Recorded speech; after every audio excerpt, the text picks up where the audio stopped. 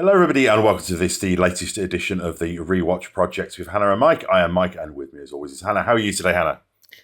100% fixed? I wish. Sore. Very sore today. Very sore. Well, we are going to celebrate your soreness by popping some tramadol, by tramming. We're going to do a spot of tramming this evening. I've already popped the pain pills. We've got the wheat bag in situ. Yep. Hannah should be peaking in about 10 minutes' time. I've got my Udi on because we also have no heating at the moment. Yes. So, yeah. It's all good. You got your Harry Potter Udi going on there. And, we're going to be watching some Babylon 5. We're on to the 21st.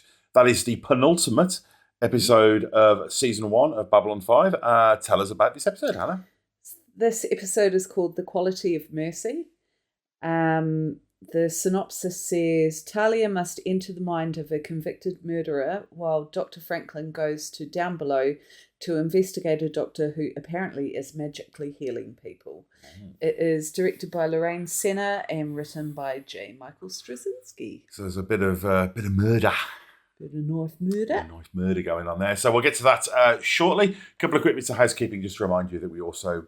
we very much appreciate feedback at rewatchprojectpodcast@gmail.com. Alternatively, you can just leave comments here on the YouTube channel if you so wish. Likes and subscribes, very much appreciated. The more people who subscribe, the easier it is to find the channel on YouTube. It raises the profile, it elicits more conversation, which is the primary motivator for doing these with a greater level of regularity. And last but not least, a reminder that we do also appreciate donations via PayPal, if and only if you can afford to do so without causing yourself any financial hardship, because we certainly do not want that. Hannah, do we have any feedback this week? We sure do. The gold medal for feedback goes to the coolest of cool daddies. He's the coolest. Thank you very much for engaging with our content always. It means a lot. You're a bloody rock. You are. You are the rock. You are the rock. Now Dwayne Johnson has renounced the name The Rock. You are officially the rock. Okay, so there's a few comments on our last episode. They're all from Cool Daddy, so I'm just going to read them one after the other. Okay. Okay. B5 does time travel right. It always happened. It is all happening. It will always happen. A closed loop. Once you unhinge time's arrow, all realities collide until they resolve to what was and will be. And in the uncertainty of now, the characters get their motivation to make it happen as it always did. Contrasted to Back to the Future, where the future can change with alternate timelines. In B5, the future is fixed, but you don't realise it until it is past. I think the thing is the coolest of cool daddy comments I've ever heard. Yeah, it's really smart and it makes a lot of sense. I think the reason I struggle so much with time travel is that I think, like a lot of people my age, the two big introductions to the concept of time travel for me were Back to the Future and The Terminator. And I think for most Gen Xers, that was the case. And they both subscribe to the every time you go back in time, you're creating a new reality. So I'm kind of programmed to subscribe to that way of looking at time travel. So whenever I see other things, like in Endgame, I'm like Paul Rudd, where he's like, Back to the Future was bullshit. It's that kind of like, I get I get the joke. It's like, if you're Gen X, you kind of can't get your head around any other concept of time travel because you've grown up with that. And it's really hard to let go of that. But it's super mind-blowing when you hear it so eloquently put like and that if was. You think about it in regard to your actual real life, I've often thought if I, a bit like how men always have the Roman Empire thoughts going on in their head, I quite often have thoughts going on about would I want to see my future? And there are so many things that have happened in my life that if I had they happened because so many other things happened. Yeah.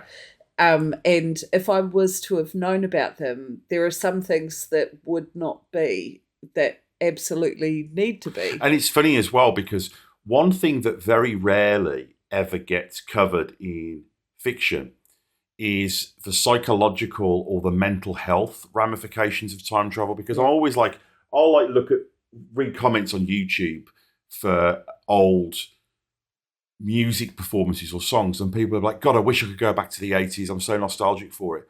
But what it would actually do to you mentally if you did, like this is getting a bit inside baseball here, but I wrote a movie when I was at university. It's the only full-length script I've ever written. I've still got it. It's a full I've read it. Yeah, oh, have you? Yeah, you sent it to me. Oh, did you? Oh, okay. Yeah. Well, it's basically this full movie, and the idea is it's this couple have broken up, and the girl moves on, and the guy can't, and he just wakes up in the past, and he's going and reliving all the things that happened. It's very Eternal Sunshine. But they're I wrote it before that. Yeah, no, I know. But they're all meaningless, and like food has no taste, and he's reliving things that happened, but it's making him like physically sick. And that's kind of how I see it. I think the idea of actually going back in time, like people say, oh, I wish I could go back in time so I could have one more conversation with my father. That would mess you up if you did that. And you never really see that element of it covered in fiction or culture. Yeah. You know, just how much it would just mess you up. You know, you're not meant to do that. No, there's a reason we don't time travel. He goes on to say, you should announce your complete recovery, I think he means me, with season 2, episode 2, Revelations. Oh, I know why. Yeah. Actually, we might even he goes on to say why, but I'm not going to say that. Yeah, and it's sort of connected to this episode a little bit as well, tangentially. So, we got you. We got you. And he's got one spoiler comment that I will leave for our spoiler section, because I'm assuming we will have one. Yeah, we'll have a brief one, if only to talk about that. Yeah, and he ends with saying, fasten, then zip. Yes. So there you go. Thank you very much, Cool You've got to fasten, then zip. Because at the end of the day, you're making the zipping easier. Because the fastening is just going to be the same level of ease or difficulty however you do it. But by fastening first, you're making the zipping easy. So you're just increasing efficiency by doing that. I would say that that's indisputable. It's egregious. And it's time to watch some Babylon 5. So we're going to hit pause. We're going to watch The Quality of Mercy. Is that what this was called? And then we're going to come back and tell you what we thought of said episode. So be right back. And we're back. So we've just finished watching the penultimate episode of season 1 of Babylon 5. Hannah, initial thoughts? I really enjoyed the premise of the Doctor providing a free clinic and kind of going off grid and providing healthcare to the masses and kind of assuaging his conscience by giving something back. And the fact that we learned that there's rules about him not doing that because of tax and the way it's funded, and that's just such a real world thing, isn't it? And Ivanova kind of reprimanding him about it and then like, right, how can I be involved? But at the same time, that's her all over, isn't it? It is, but you can understand why he didn't tell her, because there's an element of like, well, I wanted to give you plausible deniability. You know, if I didn't tell you, then you wouldn't have to deny it. This episode is excellent for Londo shenanigans. Yes. I love his tentacle genitals. Yeah. His octopenis. Yeah. You know what the women call them? Let's just say it's a Bond film with the same name. Yeah, I love watching him take Linnea under his wing and kind of exploit all the... under his octopenis. Octopenis. And kind of exploit all the naivety of him. Yeah, because we've seen neither of those characters for a few episodes as well, have we? So it's quite nice they got them in again before the end.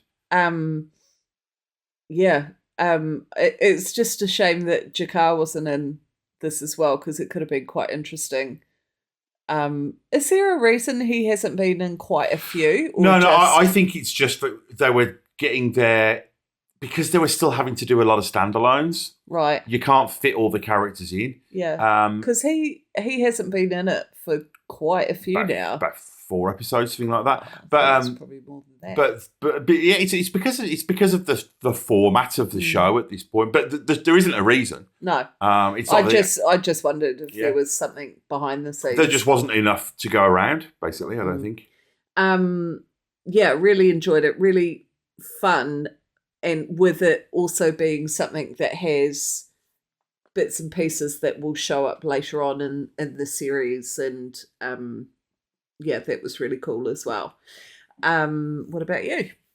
Yeah, I really enjoyed it. It's interesting seeing what is ostensibly a standalone episode written by the showrunner, because it gives it a little bit more gravitas. It feels like, all of those little details that you get a few more little details about Cycle, you get a few more details about the kind of how the station works bureaucratically as well.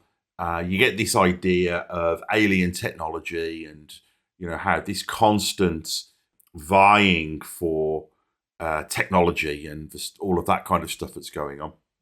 You learn a little bit more about, the way in which, one of the things that Babylon 5 does really well is it really thinks through what the societal ramifications of sci-fi shit would be. Yeah. Like just the existence of Cycle, the fact that if there were psychics, okay, well, that would have to be legislated. It would have to be controlled and passed out. And of course, that would bleed into other areas of society like justice and business. And you sort of don't think about the traumatic side of a Cycle person going into a killer's mind. Yeah. And having to kind of experience their thoughts if you get a true psychopath. And they pay lip service to the moral argument. You've got Garibaldi held up as the kind of conservative, just lock them all up attitude. And then you've got... Well, kill them all. Yeah. And then you've got Franklin, Dr. Stephen, who is the liberal kind of groovy, went travelling in his 20s kind of guy. But the thing that I like about it is, they don't spend too much time on it. If this was Star Trek, that would have been the episode. The episode would have been the moral argument of should we... Trying to work out what the verdict was. Well, not even what the verdict was, but is it ethical to change somebody? It's Clockwork Orange, isn't it, basically? It's that kind. That's the literary conceit. But it's also sort of dabbling with the thought that some people just are the way they are. Like it's biological. It's not programmed. It's inherently in them who they are. Yeah, and if you change for good them, or then bad, you are killing them, really. Yeah. But the other thing that I appreciate about the way that it does it is it's pretty non-partisan. Because if it was Star Trek, it would very much be highlighting the liberal. Yeah, there'd be very much a good and a bad solution. But Garibaldi's one of our main characters. We're meant to like him. And you totally see where he came from, because you get the feeling that Garibaldi's had a pretty tough life. And when you've been the victim of crime, or you've seen it, or you're not going to have the same perspective of somebody like Franklin, who, you get the impression comes from a pretty middle class background. Yeah, he's a doctor. He went to medical school, whereas Garibaldi's like a certain level of privilege he's probably been privy to. Yeah, and whereas like Garibaldi's basically a mall cop, a security officer. He's a taxi driver. He's a working class guy who comes from the streets and has probably seen some shit. And he's also, a recovering alcoholic, so is dealing with a lot of... He's probably dealing with a lot of judgment from other people of his behaviour. So it kind of makes him combative in that kind of way. Like, he's used to people either not believing him or not agreeing with him or thinking... or sort of going against him. So he's sort of ready to fight in any kind of instance. Yeah, and I think that they're both right. Yeah. It really is just what you sort of bring to it. But I like all the stuff with Londo and Lanier. All the stuff with the healing device I like as well, because it shows you how complex the politics and the business of Babylon 5 is as well. It's interesting as well because June Lockhart, who plays the healer, she played the mum in Lost in Space, and the guy who plays Lanier was the little boy in Lost in Space. But it's interesting. It's a shame they didn't have the two of them in the same and scene. apparently, because all of their stuff was shot separately, they didn't even encounter each other on set. Really? When they were when they were doing it. So, but again, that's another very typical J. Michael Straczynski thing of wanting to kind of not stunt cast, but he will have grown up watching Lost in Space. He was of that generation, and hasn't been at that stage wasn't sullied by the Joey Tribbiani Lost in Space. You know what? I've got a little bit of a soft spot for that film. Of course you do.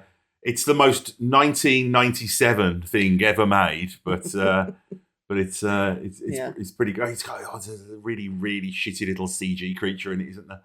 Yeah, it's really bad. and it's so funny as well because Matt LeBlanc's character really does feel like he's a character that Joey, the actor in Friends, is playing. Yeah, 100%. So it's a little bit like when you watch The Doors and you think it's Agent Cooper undercover to try and bust like an LSD ring or something.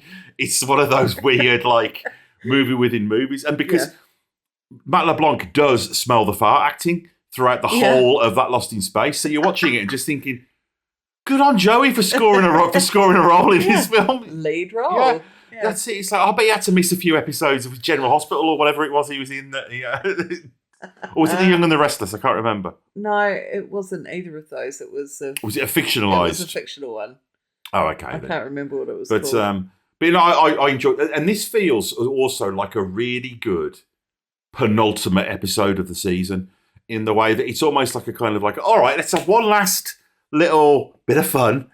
A little bit of business. You knew that was coming, didn't you? It's just a little bit of business. And, just a little bit of kind of genitals playing cards, kind of shenanigans. It's a classic, really, isn't it? That's how I cheat at cards. If you can't knock your penis in 24 episodes, then or 22 episodes, then what are you doing? It's not easy, I tell you as well. The amount of times I've played poker and I've been like, right, okay, got to get the fly down without anyone. No, so it feels like a good one to kind of sneak in just before the, the final season bit of business. Yep. I was going to see if there's any. I've got a few little key points I want to mention. Reality of Londo wanting to mentor Lanier is basically to sponge drinks. That's his entire character motivation. Is just to get drunk for free. He's at a loose end. Like he's bored and he's looking for something to do because he's had that. The episode starts off with that very serious conversation from the ambassador, who I can't remember the character's name, but the ambassador that Londo, is talking to. He will come back loads. Yeah. He ends up actually being quite a central character. But it's obviously worrying him, so his reaction is to skive off. Yeah. Like that's Londo's raison d'etre. And also I think the other motivation might be that it's like when he talks earlier on about how they've become like remore eels, that they're having to kind of attach themselves because they've got no glory left. Yeah. They're having to sort of vicariously attach themselves to other races. I think there's an element of that as well. I think it's just the fact that he's like, well, it wouldn't hurt to kind of get my teeth into this gullible... Because also we learn a bit of stuff about Lanier. We basically learn that he has essentially lived a completely monastic life. Yeah. He was intensely devoted to the religious caste, has basically spent all of his life there. So he's essentially a virgin and has come to Babylon 5 and like, that's it. So that's an insight. It's basically like Arnold Schwarzenegger in Twins. Yeah. I think that's what they based the character on. He looks exactly the same. Yeah. That's it. Only their mother can tell them apart. That's just tagline of the movie, isn't it? Him, Arnie, and Danny DeVito. It's just like it's a triple threat. And I want to mention, of course, the actor Mark Rolston, who plays the murderer. He's a great genre. Well, it's funny because you can tell a lot about somebody by who they recognise them as. Because for you, it's the awful guy in Shawshank Redemption, isn't it? Yeah. For me, it's Aliens. He's one of the grunts that kind of. He's in everything, though. Yeah, and he always plays either serial killers or he just plays real hard asses. And it's funny because I think literally the week before this, or a couple of weeks before this, he played a convicted killer in an episode of Star Trek: The Next Generation. He was literally just sci-fi show hopping, playing. He's one of those actors, I guess, like Brad Dourif, who has got typecast because what are you going to do? You know, you're not going to make Brad Dourif your romantic lead, are you? No. There's a great documentary. It's that guy from That Thing. Yeah, he's one of those, isn't he? He's in that. And he features in that. And if you haven't seen it, it's well worth the look. Yeah, he crops up in loads of things, doesn't he? He's definitely. It's fun to listen to him talk about the various bits and pieces he's been in. Yeah. He literally has been in everything. Yeah. So Garibaldi's super hardline about all of this kind of stuff. And you learn that there's 3 different options for them. There's the prison, there's the whole mind thing as well. But what they're looking towards is this death of personality, and basically it's like Clockwork Orange. It's using the sort of psychor to correct you, you know. Yeah. And again, this is making you, unlike Star Trek, there is a lot of implications of dystopia, and it feels a lot like, I wouldn't even say George Orwell. It's more Kafka. It's more like a sort of Franz Kafka kind of. It's not out and out evil dictatorship. It's more a kind of insidious bureaucracy at this stage, at least. Yeah. Kind of like where a lot of the world is now, to be honest. Yeah. I like the fact that the bar that Londo takes Lanier to is called Dark Star, which was the name of John Carpenter's first film, which was like a low-budget sci-fi movie. I feel like that's a reference to that as well. Mm-hmm. I also want to mention, this is a bit of a tangent, but Hannah and I sometimes watch these episodes with our kids around, because Babylon 5, at least particularly in the first couple of seasons, you know, there's nothing too strong in there and if we know it's going to be a late night to get the kids to bed and stuff, we will watch the episode during the day. But the reason for clarity. Yeah, the reason I'm mentioning it is that we'll sometimes watch it with the subtitles on, because the kids might be making a bit of noise. And one of the things that I really appreciate about the subtitles is that they subtitle all of the PA announcements. Yeah. So I feel like I'm catching a lot more just detail about the flavour and the colour of the world, because they're somewhat inaudible if you're just watching it normally on a TV. So I am finding that when I watch it, maybe this is just an age thing, I don't know. Maybe it's just because I can actually hear what's going on.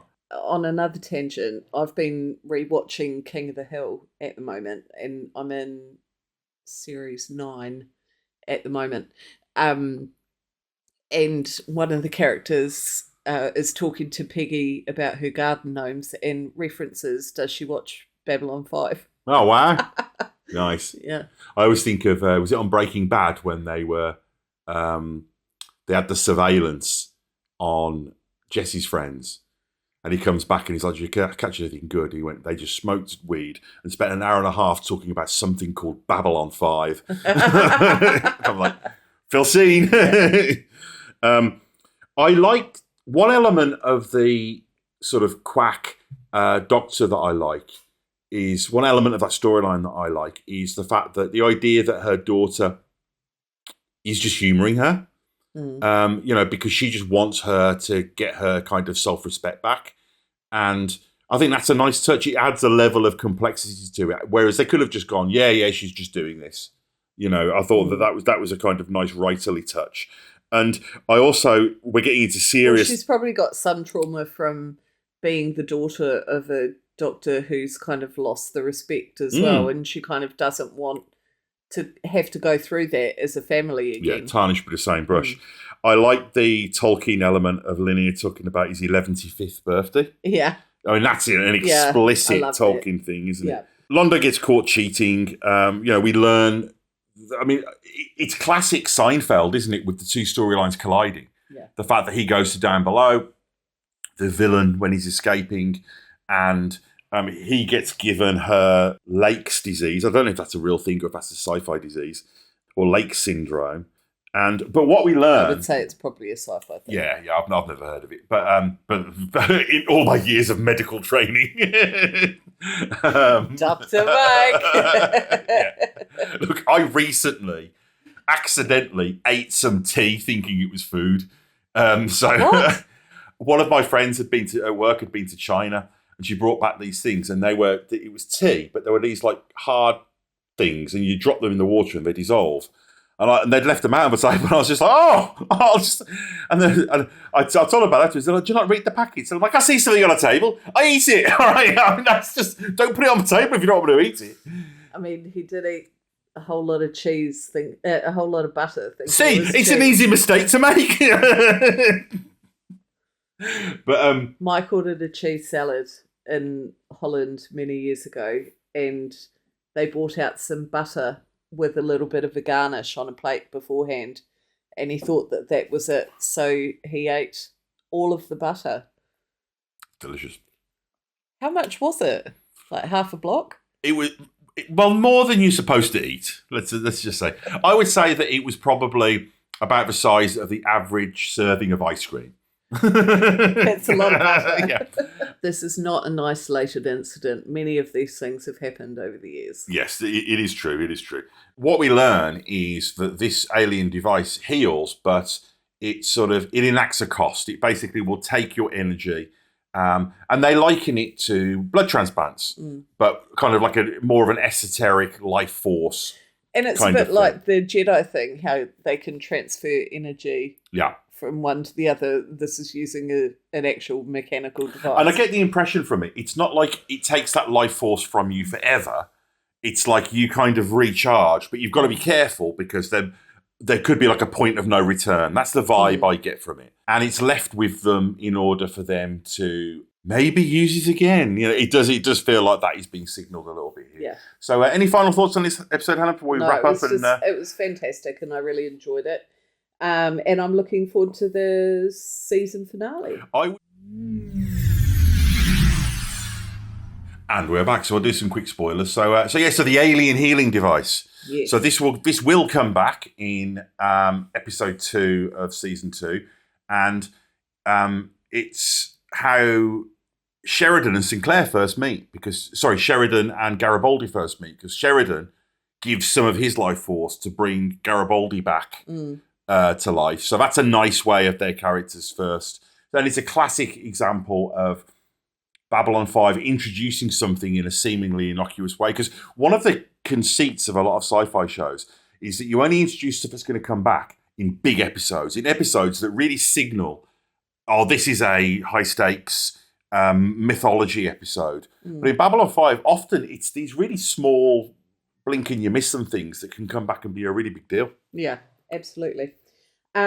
Just going back to Cool Daddy's comments on our last episode, he said Ducat's death started the Earth-Minbari War 10 years before the Gathering, so around 2247. And yes, Ivanova goes the next time and Garibaldi sits that one out.